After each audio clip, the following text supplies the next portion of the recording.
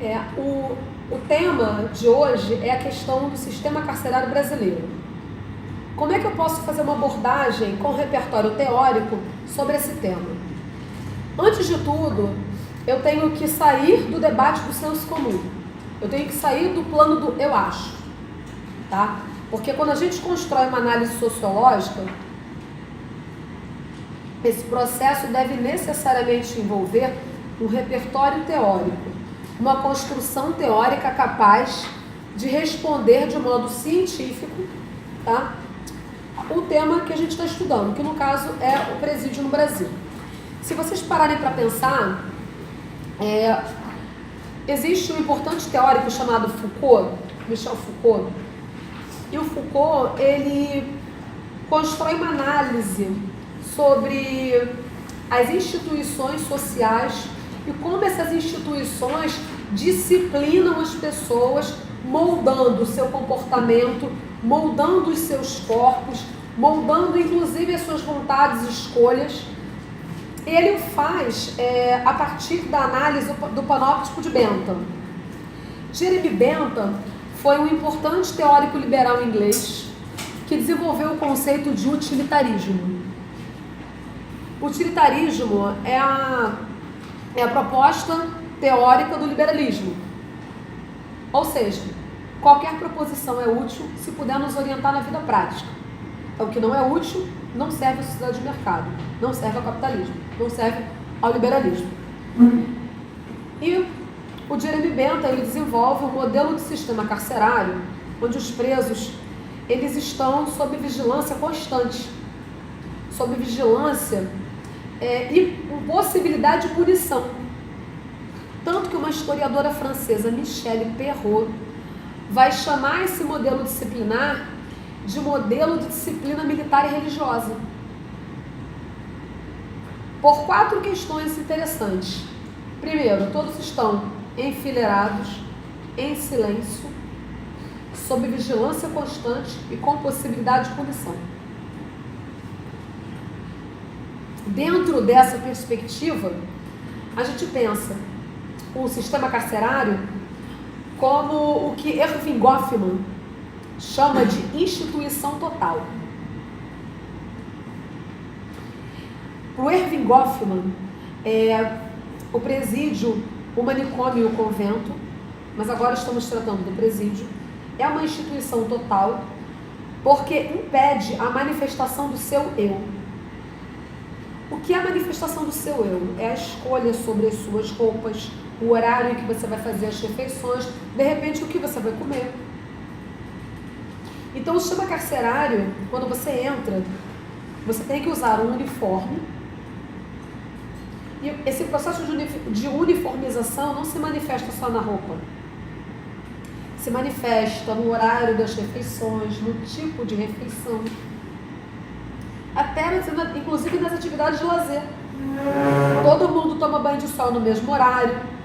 E é interessante essa análise porque nos torna capazes de compreendermos o sistema carcerário com um repertório teórico bem amplo. E o Foucault, ele olha para o sistema carcerário a partir do panóptico de Bentham, considerando a passagem do trabalho servil, que podemos exemplificar pela Idade Média, para o trabalho assalariado livre, que caracteriza a sociedade capitalista. Ele vai falar o seguinte, olha, nesse processo de passagem do trabalho servil para o trabalho assalariado livre, foram forjadas instituições sociais para moldar o comportamento dos indivíduos, de modo a evitar que alguém deixe de se comportar, de modo a favorecer a economia da sociedade de mercado, do capitalismo. Então você começa na família, depois vai para a escola. Tanto que na escola, na sociedade capitalista, vocês estão enfileirados, em silêncio, vigilância constante e possibilidade de punição. Porque vocês já estão sendo treinados, a escola é um ambiente de treinamento para o mercado de trabalho. Isso é muito legal. porque faz a gente refletir sobre como a escola é utilizada como um instrumento que legitima, ou seja, que faz com que as pessoas reconheçam e obedeçam e aceitem a sociedade capitalista enquanto um modo de produção orientado pela sociedade de mercado que tem por objetivo o lucro, onde as pessoas vendem a mão de obra em troca de um salário. Por isso que quando algum funcionário questiona o patrão, nossa, mas como essa pessoa é capaz de questionar? Está incomodado? Vai embora da empresa. Porque essa é a dinâmica. É uma dinâmica onde as pessoas elas vão entendendo como funciona o jogo de relações de forças, o jogo de relações políticas, e isso tem início logo na primeira instituição social, que é a família. Porque o que a sua família faz, nada mais, nada menos, é te adaptar à sociedade. Tanto que quando você descumpre algum regulamento da escola, quem é chamado? Exatamente, a família. Para que você não se esqueça que você está fazendo parte de um sistema de educação que legitima um determinado tipo de economia, de política, e para que você se lembre que há risco de punição. E o sistema carcerário é nada mais nada menos do que um processo de punição. No Brasil, o sistema carcerário ele tem uma lógica puramente punitiva. Por que puramente punitiva? Porque a pessoa ela tem o direito de trabalhar, mas nem sempre ela consegue. Existe superlotação, o presídio ele é visto como um ambiente para apagar pecados, que é uma coisa que nem faz sentido no plano teórico, né? Porque no plano teórico ninguém trabalha com a lógica do pecado, porque é uma orientação religiosa, e o Estado brasileiro é laico, ou seja, todas as suas instituições, tais como, por exemplo, o sistema carcerário, deve ser orientado, né, por essa lógica. E o ideal seria que houvesse um processo de ressocialização, que funcionasse de fato. Ah, professora, mas tem presídio que as pessoas trabalham, tá? Tem, e é isso aí, tem que trabalhar. Não tem problema nenhum trabalhar no presídio. Qual é o problema do preso, de repente, trabalhar para arcar com as suas despesas? Qual é o problema? Entendeu? Os pais de vocês não trabalham para arcar com as despesas das famílias de vocês? Qual é o problema do preso, de repente, trabalhar para arcar com as suas despesas? Mas aí a gente corre um outro risco desse trabalho se tornando uma espécie de escravidão pós-moderna. Então a gente tem que tomar muito cuidado ao debater o tema da questão do trabalho obrigatório no sistema carcerário, como trabalho para o sustento, por exemplo, que é uma coisa importante a ser debatida pela sociedade. Outra coisa interessante também, que eu acho que vale a pena a gente fazer a reflexão, é sobre o fato de que muitas pessoas vão parar no sistema carcerário e não tiveram a oportunidade de estudar.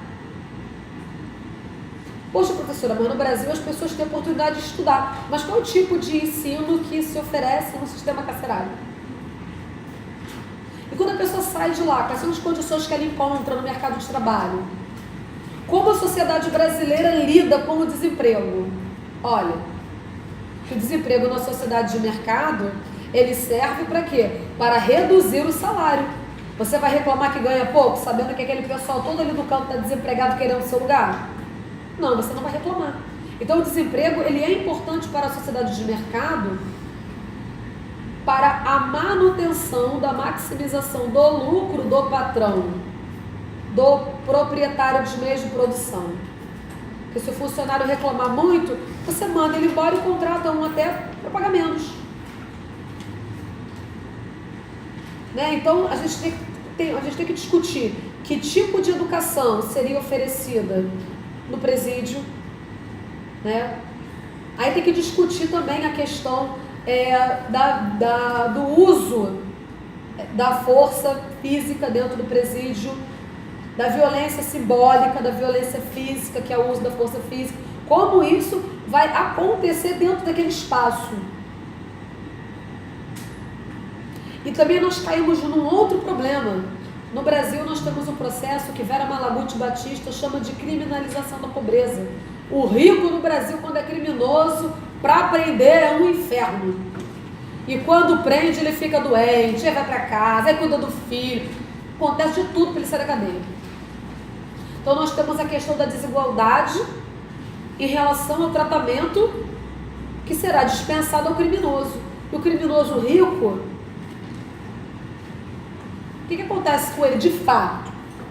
Ele recebe o mesmo tratamento do criminoso pobre? Não. Então nós temos um problema de desigualdade de tratamento, tá, dos cidadãos. Inclusive nós temos uma lei que protege o criminoso se ele tiver curso superior, por exemplo. Pensa. Nós temos uma lei que diz o seguinte: olha, se você tiver curso superior, você tem privilégio no sistema carcerário. Se for um criminoso com diploma. Isso também deve ser debatido. Tá? Tanto o processo de educação, processo de repente, qualificação profissional. Quando a pessoa sair de lá, como é que ela vai sobreviver? Então, a reflexão acerca de como as diversas instituições sociais, como família, né, Estado, ONGs, as organizações não governamentais, como essas organizações poderiam trabalhar em parceria com o governo, né, para pelo menos absorver essa mão de obra, para dar a essas pessoas realmente oportunidade de ressocialização com dignidade. Tem uma questão muito polêmica que é o auxílio reclusão. Que as pessoas acham que é só assim, a pessoa foi presa, a família ganha dinheiro. Não é assim.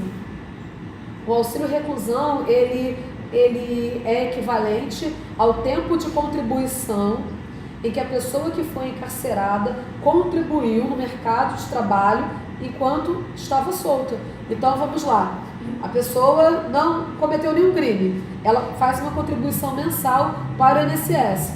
Então, dependendo da contribuição que ela tiver feito, né, a família dela receberá um determinado valor de auxílio reclusão.